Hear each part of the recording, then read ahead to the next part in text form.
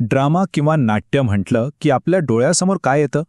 बहुतेक करून शाळेतलं एखादं नाटक बरोबर, किंवा मग रंगमंचावरचा एखादा प्रयोग. पण जर मी असं म्हटलं की नाट्य म्हणजे फक्त मनोरंजन नाही, तर ते शिकवण्याचं एक जबरदस्त साधन आहे. हो, आज आपण हेच बघणार आहोत की वर्गात नाटकाचा वापर करून शिकणं किती सोपं, मजेशीर आणि महत्त्वाचं म्हणजे परिणामकारक होऊ शकतं. चला हे समजून घ्यायला एक उदाहरण बघूया. 2 वर्ग आहेत. दोन्ही वर्गांमध्ये एकच इंग्रजी कथा शिकवली जातीये. आता बघा, मिसेस ए यांच्या वर्गात काय होतंय?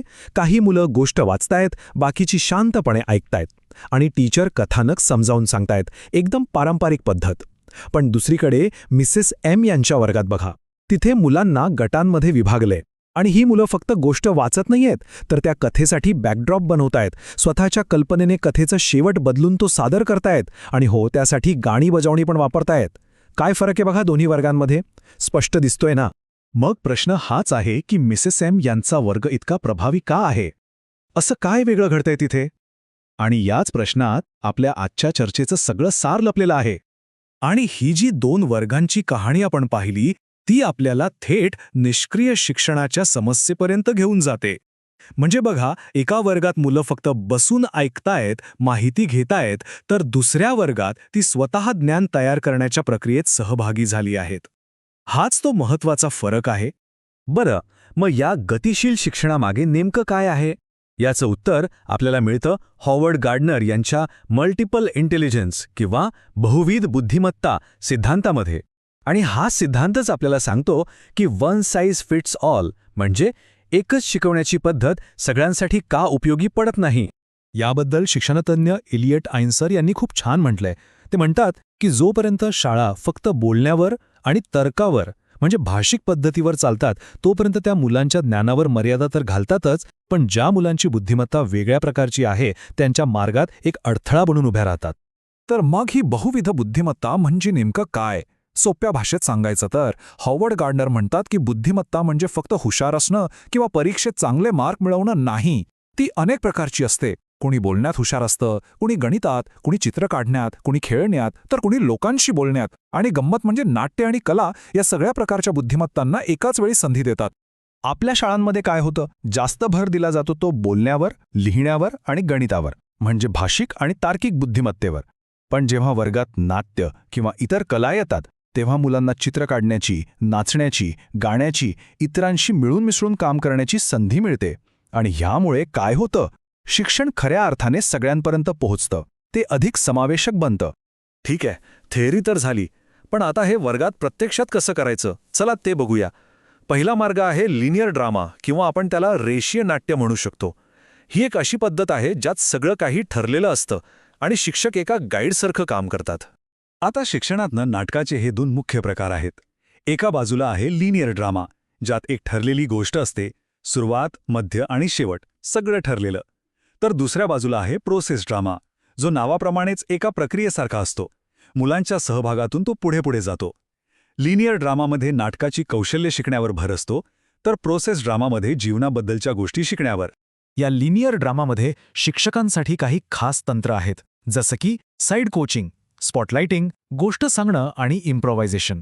ही सगळी तंत्र म्हणजे शिक्षकांच्या हातातली जादूची छडीच आहेत असं समजा. तर साईड कोचिंग म्हणजे काय? विचार करा, मुलं एक नाटक सादर करतायत आणि शिक्षक बाजूला उभे आहेत.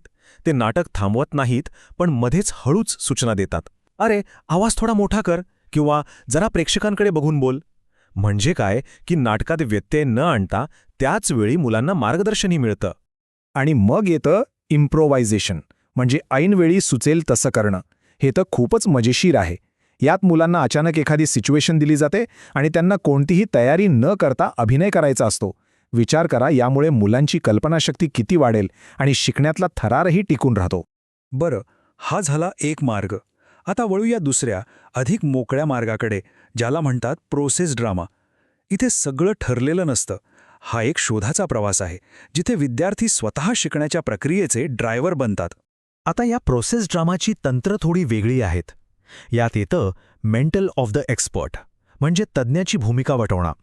त्यासोबतच फॅसिलिटेशन, रोल प्ले आणि सिम्युलेशनसारख्या गोष्टींचाही वापर केला जातो. मेंटल ऑफ द एक्सपर्ट ही नाव ऐकायला जरा जड वाटेल, पण कल्पना खूप सोपी आणि प्रभावी आहे. यात मुलं फक्त भूमिका करत नाहीत, तर ते खरंच त्या विषयाचे तज्ज्ञ बनतात. समजा पर्यावरणाची समस्या आहे, मग काही मुलं शास्त्रज्ञ बनतील, काही कार्यकर्ते, काही सरकारी अधिकारी, आणि मग ते त्या भूमिकेतून विचार करतात, चर्चा करतात. यामुळे तो विषय त्यांना वरवरचा नाही, तर अगदी मुळापासून समजतो. याचं एक उत्तम उदाहरण म्हणजे सिम्युलेशन, म्हणजे एखाद्या परिस्थितीची हुबेहूब नक्कल करणं. आता बघा, 6वीच्या मुलांना ग्रामपंचायत शिकवायचं आहे. नुसता पुस्तकातून वाचून काय समजणार? त्याऐवजी वर्गातच एक ग्रामसभा भरवली तर? काही मुलं गावकरी, एक सरपंच, काही पंच, आणि मग गावाच्या खऱ्या प्रश्नांवर, जसं की पाणी किंवा रस्त्याच्या समस्येवर चर्चा होते. यातून तो विषय फक्त डोक्यात जात नाही, तर तो अनुभवता येतो. किती फरक पडेल ना? तर मग या सगळ्याचा अंतिम आणि सगळ्यात मोठा फायदा काय? तो हा आहे की नाटकातून मुलं फक्त धडेच शिकत नाहीत, तर ते आयुष्यातलं एक सगळ्यात महत्त्वाचं कौशल्य शिकतात, आणि ते म्हणजे प्रॉब्लेम सॉल्व्हिंग, म्हणजेच समस्या सोडवणं. पण हे होतं कसं? बघा, कोणतीही नवीन गोष्ट आपल्याला तेव्हाच चांगली समजते जेव्हा आपण तिला आपल्या आधीच्या माहितीशी किंवा अनुभवांशी जोडू शकतो. आणि नाटक तर आपल्या आयुष्याचाच एक भाग आहे. त्यामुळे ते नवीन ज्ञान आणि आपले अनुभव यांना जोडणाऱ्या एका पुलासारखं काम करतं. आणि ही समस्या सोडवण्याची क्षमता अनेक बाजूंनी वाढते. समजा मुलं एव्हरेस्टवर चढाई करण्याचं नाटक करतायत, मग त्यांना अनेक काल्पनिक अडचणींवर मात करण्यासाठी विचार करावा लागतो. एकत्र काम करताना आपापसात मतभेद होतात, ते सोडवायला ते शिकतात. आणि ही जी कौशल्य आहेत ती फक्त नाटकापुरती नसतात, तर आयुष्यभर त्यांच्या कामी येतात. तर मग जाता जाता एक प्रश्न. आपण सगळेच म्हणतो की शिक्षण म्हणजे आयुष्याची रंगीत तालीम आहे, भविष्याची तयारी आहे. मग जर ही तालीम असेल, तर या तालीममध्ये आपण ह्या रंगमंचाचा म्हणजे नाटकाचा अजून प्रभावीपणे वापर कसा करू शकतो, यावर आपण सगळ्यांनीच विचार करायला हवा, नाही का?